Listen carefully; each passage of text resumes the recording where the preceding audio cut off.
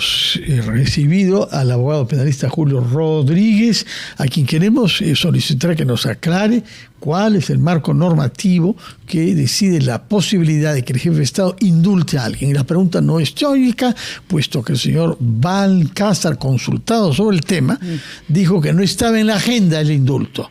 Y el abogado de Pedro Castillo, Walter Ayala, rápidamente presentó formalmente una solicitud de indulto, afirmando, pues ahora ya está en la agenda. ¿Qué significa esto y qué posibilidades tiene el jefe de Estado de aplicar un indulto en estas circunstancias?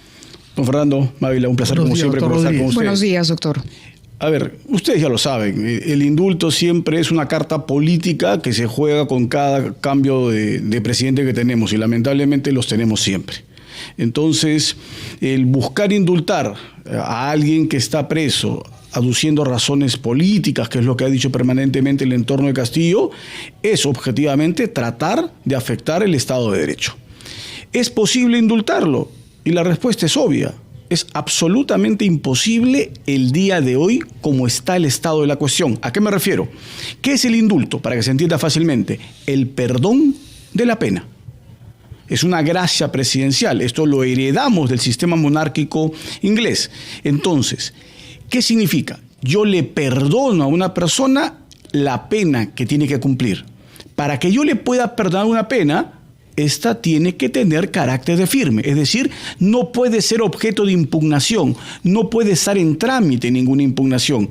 Por eso le dije hace un momento, en el estado de la cuestión, en este preciso momento, no se le puede indultar a Castillo. Ayer algunos abogados decían, si no me equivoco el propio señor Ayala, creo, que se podría apelar a la figura de la gracia presidencial. No, el doctor Pedraza fue el que dijo que hay dos figuras. El indulto, como usted ha dicho, que es el perdón de la pena, cuando ya hay una sentencia consentida, pero que cuando hay una persona investigada se puede apelar a otra figura, que es la gracia presidencial.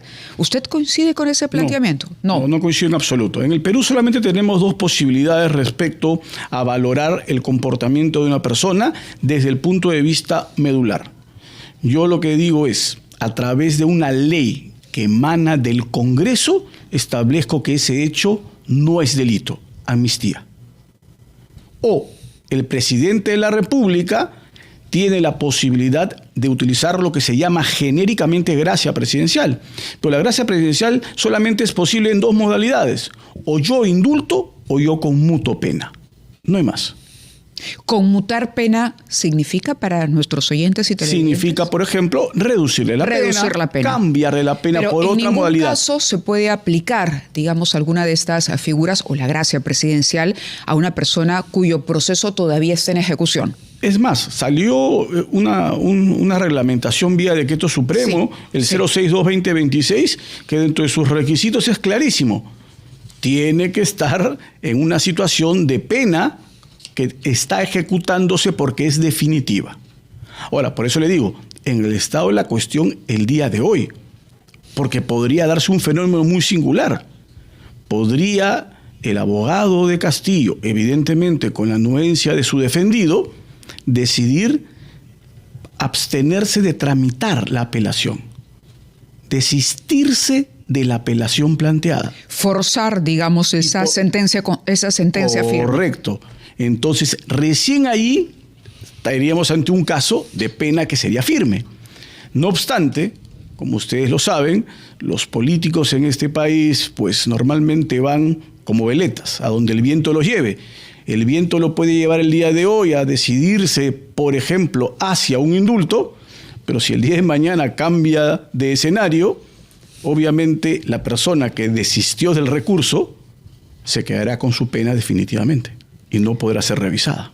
El abogado Ayala ha invocado un principio que él ha denominado de confianza legítima, basado en las declaraciones que había hecho sobre un indulto el señor Balcázar cuando no era presidente. Según Ayala, esa declaración que le ha permitido ser elegido lo compromete en virtud de este principio de la confianza legítima a ejecutar el acto. nos va a decir después de la pausa, por favor, si tiene fundamento esta reflexión o es simplemente una maniobra más para conseguir que se desconozca el delito que el señor Castillo cometió, porque además del indulto, que es perdonar la pena, ellos contestan que haya habido, ellos impugnan que haya habido la falta. Es una cosa diferente. Una cosa es pedir perdón por una falta cometida, que sería el caso del indulto, y otra es negar, como intentan hacer judicialmente, que se haya cometido la falta.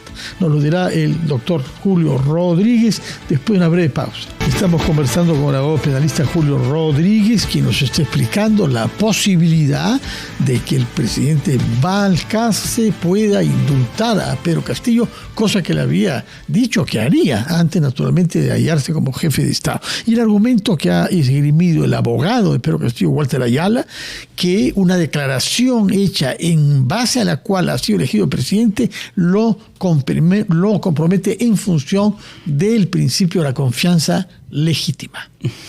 A ver, hay ocasiones, don Fernando, que hay una enorme facilidad de crear principios que no existen.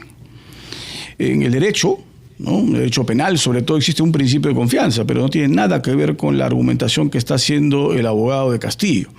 Está tratando de generar una especie de: yo confío en lo que tú declaraste previamente y sobre esa base yo te voy a exigir que tú cumplas con tu declaración. Porque te han elegido sobre la base de esa declaración. A ver, es que es posible que hayan miembros de Perú Libre que han votado por eso. Seguro. Sí. Pero eso no compromete de ninguna manera a un presidente, no compromete de ninguna manera a un congresista, ¿no? En ese contexto, a tomar una decisión, puesto que es una declaración que tiene esta connotación estrictamente política y no jurídica, y por lo tanto no es exigible. Y sobre esa base es evidente que no se le puede pretender al presidente en ejercicio conminar a que, como dijo aquello, y que de repente esa fue, entre comillas, la promesa interna dentro de su partido para que él fuera el candidato a presidente del Congreso, ergo después presidente de la República, que ahora le exijan cumplir ello. Eso es absolutamente inviable. Ahora, un indulto, si bien es cierto, finalmente lo concreta un presidente, parte de una evaluación. Hay una comisión, correcto, que hace las propuestas o que eleva los expedientes al presidente de la República. ¿Esa comisión tiene algún camino hoy para proponer un indulto? Ningún. Es decir, la figura que usted planteaba, es decir, que el abogado del señor Castillo le diga: hay que desistirnos de la apelación, porque esto no sería un indulto humanitario de ninguna manera. No hay una emergencia médica, no hay una enfermedad, no hay una edad, digamos, avanzada. ¿Bajo qué recursos, cuáles serían los argumentos detrás de este indulto para que una comisión pueda tomar en cuenta la solicitud del abogado? Bueno, la única posibilidad que existe es que traten de plantear que se está ante un escenario en donde hubo una decisión política ausente de contenido penal, que es lo que han argumentado permanentemente y lo hicieron durante el juzgamiento, y yo estoy absolutamente de acuerdo con la decisión tomada por la sala presidida por el doctor Neira Flores, que no estábamos simplemente ante un discurso político. ¿Esto no generaría, en el caso, digamos, porque en política ya hemos visto que en el Perú hay que prepararse para todos los escenarios, en el supuesto de que el señor Balcázar, en aras de esa palabra empeñada que mencionaba Fernando, dijera: ok, es una facultad del presidente y la verdad yo voy. Al abogado le hace la recomendación, ¿no? Finalmente no apelan. Se desisten de la apelación, ya está planteada. Correcto, se desisten de la apelación y el presidente dice: ok, yo tengo el camino, es una facultad mía, una atribución, así que voy.